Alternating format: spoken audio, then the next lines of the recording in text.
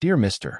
Breno Altman, Opera Mundi editor, having been mentioned in highly offensive terms in one of your recent articles, I hereby request and demand, exercising my right of reply, the publication of the following text. Sincerely, Olavo de Carvalho. www.olavodecarvalho.org. Regarding the 19th meeting of the Strategic Coordination of the Communist Movement on the continent, a certain Mr. Breno Altman asked in Opera Mundi on July 31st, with an air of perplexed indignation, why does the right hate the Sao Paulo Forum? The answer, as could be expected from such a creative intelligence, comes ready-made, copied from any Marxism-Leninism manual. It is class hatred.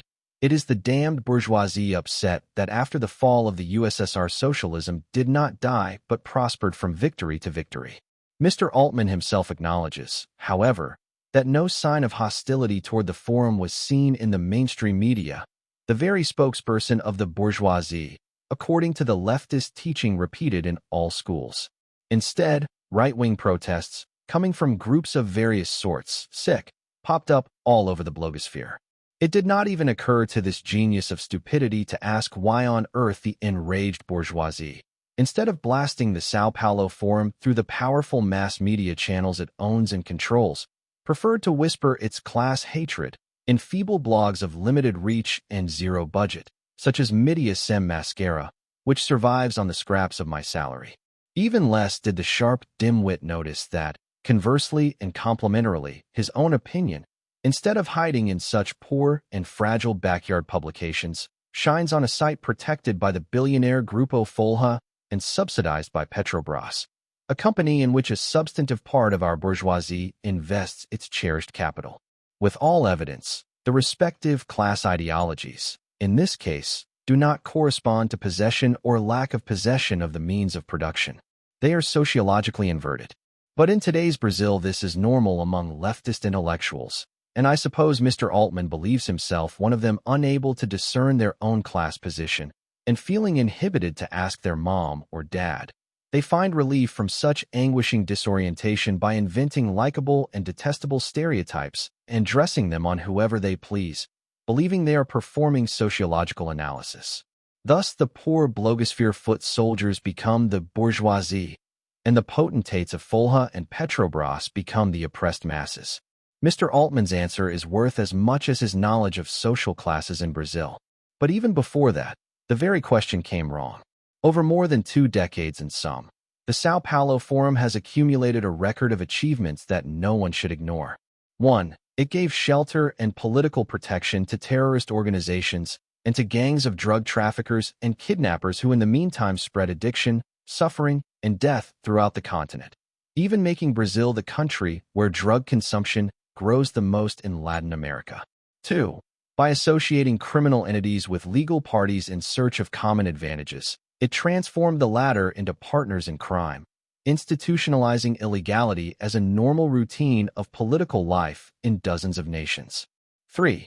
It circumvented all the constitutions of its member countries, inviting each of their leaders to shamelessly interfere in the internal politics of neighboring nations and providing the means to do so without anyone noticing, as Mr. Lula confessed, and never having to answer to their respective electorates for it.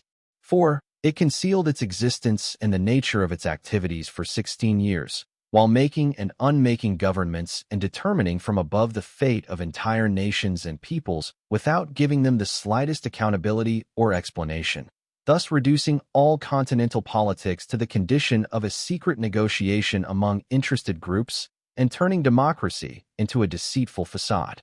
5. It spent lavishly on travel and lodging for many thousands of people over 23 years, without ever informing either the Brazilian people or the peoples of neighboring nations about the source of the funding or the criteria for its use. To this day, it is unknown how much of the expenses was paid by criminal organizations, how much was diverted from various governments, how much came from international fortunes or other sources. No invoice, no service order, no accounting report, not even a semblance of bookkeeping has ever been seen. The whole matter has the transparency of a lead wall. Given these facts, to ask why someone hates the Sao Paulo Forum is like asking why rain wets or why cows give milk instead of laying eggs. It is a foolish question asked by someone pretending ignorance, because they have much to gain from a cynical affectation of innocence. What all normal and honest intelligence should ask, faced with the works and deeds of the São Paulo Forum, is rather how it is possible that anyone, who is not an interested party, could like such a piece of garbage. I should add, to these considerations, a personal note. In Mr. Breno Altman's article I was called, without further explanation, a brothel philosopher. Although Mr. Altman's judgment of any philosopher is worth about as much as his sociology, I must admit that the label is not entirely misplaced, since I have in fact devoted considerable philosophical attention to several brothels, bawdy houses, houses of ill repute, drinking dens, houses of tolerance, or whatever you want to call them, whose astonishing activities require explanation. Among countless others, there is the International Brothel of the São Paulo Forum, the Federal Brothel of Mrs. Dilma Rousseff, the open-air brothel of the Slut Walk, and now, the journalistic brothel of Opera Mundi.